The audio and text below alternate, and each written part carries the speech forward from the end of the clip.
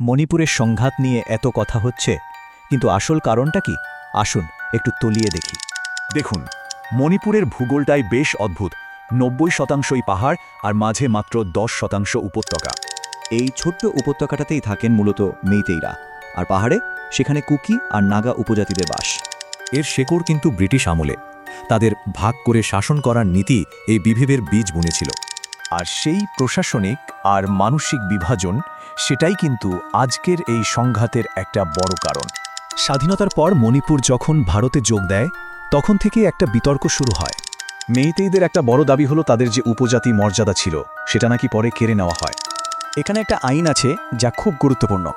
মেইতিরা পাহাড়ে জমি কিনতে পারে না, কিন্তু উপজাতিরা পারে।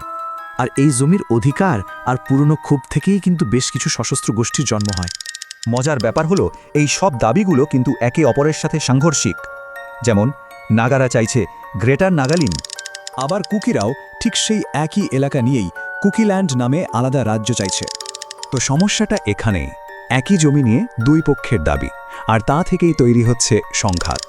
এই সংঘাত কিন্তু রক্তক্ষয়ীও হয়েছে।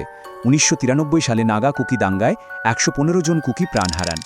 কুকি সম্প্রদায়ের কাছে এই দিনটি তাই ব্ল্যাক ডে হিসাবে পরিচিত। ক্ষতটা বেশ গভীর। সরকার কুকি দলগুলোর সাথে একটা যুদ্ধবিরতি চুক্তি করেছে, কিন্তু এর কোনো স্থায়ী সমাধান এখনো হয়নি। মেইতেইদের যুক্তি হল, গত 100 বছরে তাদের জনসংখ্যা রাজ্যে 60% থেকে কমে 49% দাঁড়িয়েছে। তাদের ভয় তারা নিজেদের রাজ্যেই সংখ্যালঘু হয়ে পড়বে, তাই সুরক্ষার জন্য এসটি স্ট্যাটাস চাইছে। আর অন্যদিকে পাহাড়ের উপজাতিদের ভয়, মেইতেইরা এসটি হয়ে গেলে তাদের জমিও কিনে নিতে পারবে। আসলে ব্যাপারটা হলো, এক পক্ষের নিরাপত্তা আরেক পক্ষের কাছে হুমকি বলে মনে হচ্ছে। যখন জমি, পরিচয় আর ইতিহাস এমন জটিলভাবে জড়িয়ে যায়, তখন একটা অভিন্ন ভবিষ্যৎ কিভাবে তৈরি হবে?